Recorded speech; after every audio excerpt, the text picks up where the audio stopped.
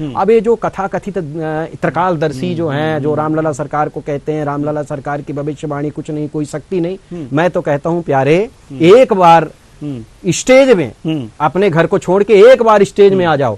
तुम जीवन में अगर परिचय बना दिए, पर्चा लिख दिए, तो मैं तुम्हारा शिष्य बन जाऊंगा, और नहीं बन पाए तो तुम हमारा शिष्य बन जाओ। पंडोखर महाराज के बारे में भी वो बातें सामने आती हैं, वो चैलेंज आपको करते हैं, गुरु शरण शायद नाम है उनका जी, तो ये भी लगातार चैलेंज कर रहे हैं आपको, तो इस चैलेंज को क्या आप स्वीकार करेंगे कि एक मंच सजा दिया जाए, दोनों लोग आमने सामने हो, वहां पर जनता भी हो, और वास्तव में देखा जाए कि वास्तव में किनकी भविष्यवाणियां कितनी सही होती हैं?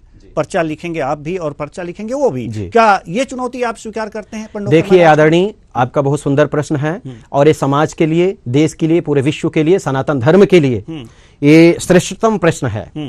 मैं 100% नहीं, 1,00,000% पुनः कह रहा हूं कि जिस जगह आप मंच सजाएंगे, गुरु शरण के घर को छोड़ दीजिए, हरियाणा ले लीजिए, उत्तर प्रदेश ले लीजिए, मध्य प्रदेश के किसी कोने में ले लीजिए, यहां तक कि महाराष्ट्र ले लीजिए, महाराष्ट्र को भी मैं कह रहा हूं, जो कि महाराष्ट्र से सब भागते हैं, ये त्रिकालदर्शी सब महाराष्ट्र से भागते हैं, लेकिन मैं महाराष्ट्र को कह रहा हूं, महाराष्ट्र के किसी भी जगह को चुन लीजिए, यहां की भी मीडिया रहे, महाराष्ट्र की मीडिया रहे, रामलला सरकार लिखेंगे, कागज कोरा होगा, कागज आपका होगा, पेन आपका होगा, कैमरा आप लगाएंगे, और हम ये भी लिखेंगे कि कौन व्यक्ति किस क्लास तक पढ़ा है। हमें नहीं पूछेंगे पढ़े लिखे हो कि नहीं, हमें नहीं पूछेंगे, और ना ही बैग में पर्चा बना के पहले पूछ के रखेंगे, इसके बाद अपने आप को ज्योतिषाचार्य सिद्ध करेंगे।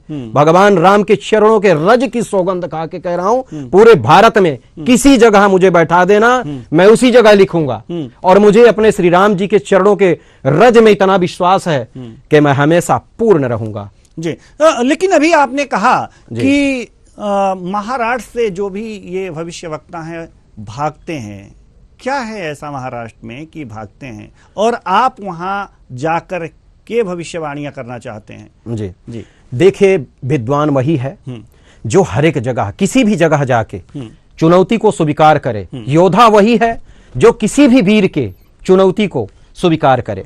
ये विषय अलग है। मैं तो सबका सम्मान करता हूं और समस्त भारत माता के सुपुत्रों का सम्मान करता हूं, विद्वानों का सम्मान करता हूं, लेकिन जो बार बार हमें चुनौती देते हैं, मैं उनके शब्दों को लेकर कहना चाहूंगा कि सचेत हो जाओ।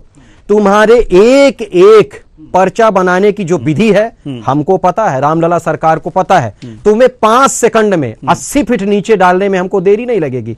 मैं आज तक चैनल में जाके बैठूंगा, अगर तुम्हारे में हिम्मत है, तुम्हारे में शक्ति है, और तुमको कह रहा हूं अंडोकर पंडोकर, गुरु शरण तुमको बोल रहा हूं, खुली चुनौती दे रहा हूं। आप पहले तो मैं बड़ा प्यार स्नेही शब्द बोलता था, सम्मान करता था, क्योंकि तुम मुझे भैया बोलते थे और सम्मान करते थे, मैं तुम्हारा सम्मान करता था।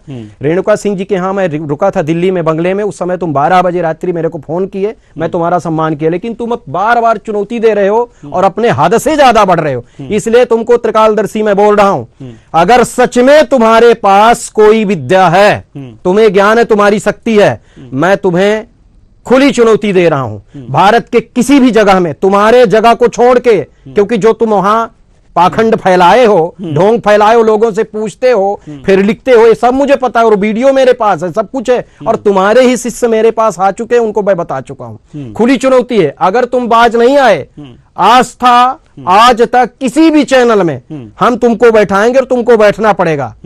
हम जो सोचेंगे तुम लिखोगे, तुम जो सोचोगे मैं लिखूंगा, या तो आम पब्लिक का कोई व्यक्ति खड़ा होगा जो वो पूछेगा, तुम लिखोगे और हम लिखेंगे। अगर तुम पूर्ण हो गए, तुम बता दिए, तुम्हारे हम शिष्य बन जाएंगे, और हम बता दिए तो तुम हमारे शिष्य बन जाना। ये तुम्हारे लिए। और तुम कहते हो कि हमारे गुरु शरण तुम्हारे लिए है, व्यक्तिगत तुम्हारे, भारत माता के समस्त संतों के श्री रज को हम अपने मस्तक में धारण करते हैं, अन्य किसी व्यक्ति की बात नहीं है। गुरु शरण तुम लला फला बोल रहे थे हमको, मैं बता देना चाहूंगा कि तुम्हारे जैसे विद्वान ना हमारे जेब में रहते हैं। गुरु शरण तुम्हारे जैसे त्रिकालदर्शी हम पैदा कर दिए, हमारे इतने शिष्य हैं जो कि तुम खड़े नहीं हो सकते उनके सामने। उनमें से एक हमारा दिनेश भी है, ठीक है ना, दिनेश भी है, बहुत सारे ऐसे शिष्य हैं, सैकड़ों शिष्य हैं, निकेत भी है, बहुत सारे ऐसे शिष्य हैं जो कि तुम्हारे लिए भारी हैं। हम अमर्यादित कभी नहीं होते, लेकिन आज तुम जो शब्द बोले हो इसलिए बोल रहा हूं। मेरा कहने का तथ्य तात्पर्य आदरणीय, आपके शब्दों का सम्मान करते हुए भारत में किसी जगह स्टेज सजवाइए, मीडिया रहे, कागज आपका, पेन आपका, कैमरा आपका सामने रहना चाहिए, वहां लिखा जाएगा और जो व्यक्ति उसमें पूर्ण होगा आप लोग निर्णय कर लीजिएगा। तो क्या लखनऊ के लिए ये चुनाव हो जाए, अगर जो लखनऊ में अगर जो ये चीज रखी जाए, जी उत्तर प्रदेश की राजधानी? मैं कहीं भी स्वीकार लूं। एक बात और, अभी कथा कथित त्रिकालदर्शी उरु गुरु शरण, वो लला उला बोलते हैं इसलिए मैं बोल रहा हूं, अगर नहीं बोलते तो शायद मैं नहीं बोलता। वो कह रहे थे कि हमको बोल रहे थे कि हम विधानसभा का चुनाव लड़ रहे हैं, हमें बोल रहे थे कि हम बोले हैं। अरे भैया, अगर हम बोले हैं तो वीडियो हमारे पास भेज दो बोलते हुए का। तुम्हारे पास इतनी भी शक्ति नहीं है, त्रिकालदर्शी बनते हो, अपने आप को कहते हो, तुम्हारे पास इतनी भी शक्ति नहीं कि मैं ये चीज नहीं बोला हूं। कहीं भी ऐसा वीडियो नहीं है कि तुम चुनाव लड़ रहे हो, ठीक है ना? बिल्कुल, हम तो ऐसा बोले नहीं, लेकिन तुम अपने आप ही बोल रहे हो तो कोई बात नहीं। हाँ, दूसरी बात, कोई भी व्यक्ति जाता है मंच में, तुम पूछते हो कितने पढ़े लिखे हो। अगर तुम त्रिकालदर्शी हो तो तुमको ये नहीं पता कि कितना पढ़ा लिखा है। हमारे एक एक शब्द में ये भी है कि व्यक्ति 10वीं पास है कि 10वीं फेल है।